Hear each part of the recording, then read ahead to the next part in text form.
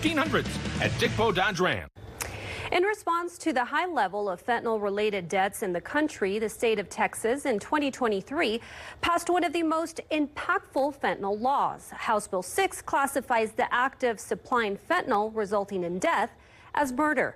And there's a special team within the Drug Enforcement Administration that's tasked with investigating these deaths. I got an exclusive look at the work they do here in El Paso and why for them and grieving families, these cases are more than just overdoses. 4 years ago, 19-year-old Joshua Randazzo was found unresponsive by his mother, Lori Randazzo, in East El Paso. He went to a party, and these people crashed the party, and apparently that's when that whole day just went downhill. Randazzo says her son had been given a lethal dose of drugs, which included fentanyl.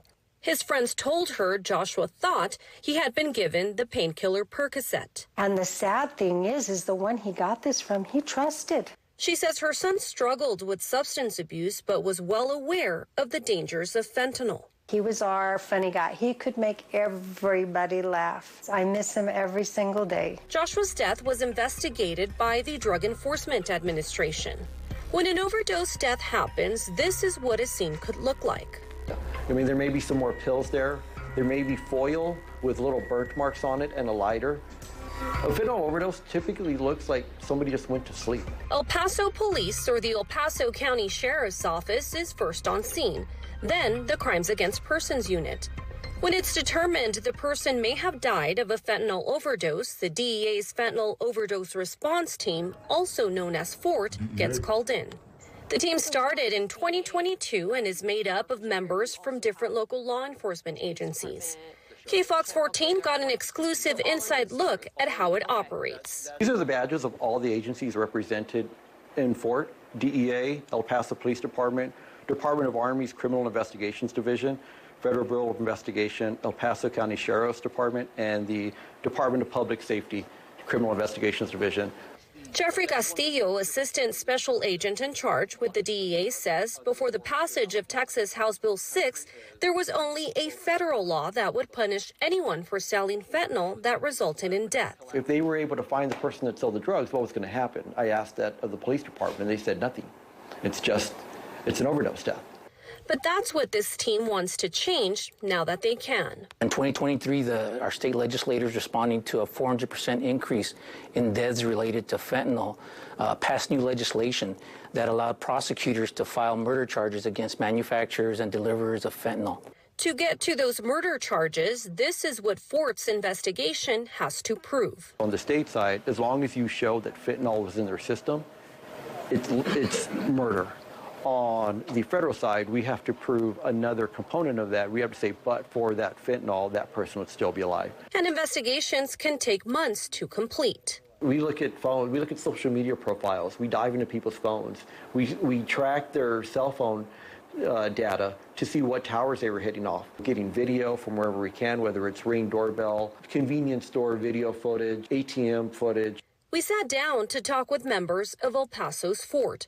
We have to conceal their identities for security reasons. What do you feel is the most challenging part of what you all do? The success rate, we would all like it to be a lot higher than it is, and it's tough, not to give the families that are really invested and involved the resolution. While it is an overdose, it is somebody's loved one, a parent, a child that did pass away, and there was someone that did provide him with that type of that narcotic. It's difficult, but at the same time, it's when you're able to put somebody and charge them for these offenses, it's definitely feels good. When you are at these scenes, how surprised are families to see the Drug Enforcement Administration there? I think they're very surprised to see the Drug Enforcement Administration there, because it's not something you would normally think the Drug Enforcement Administration is doing, right? The DEA typically doesn't show up to houses in these kinds of scenes. We've run into situations where they don't want to cooperate, they don't want to be interviewed. For some people, that's putting out their dirty laundry when this investigation concludes. if it goes to trial. And there's still that stigma of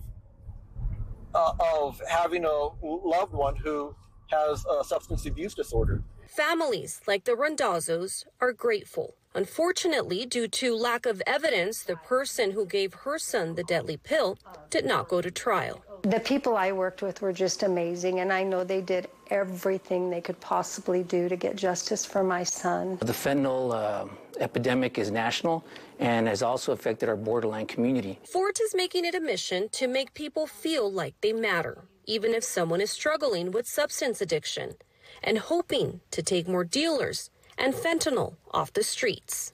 Every case has its own satisfaction that comes from it. Castillo says he'll never forget the first overdose death he helped investigate with the fentanyl overdose response team. Every mistake we made in that investigation and everything we did good in that investigation, we built the foundation of what Fort is today. And so there are other Fort teams across the country. Castillo tells me that since it began here in El Paso in 2022, the group has helped bring murder charges for 5 federal fentanyl cases, 1 state case, and 1 Uniform Code of Military Justice case.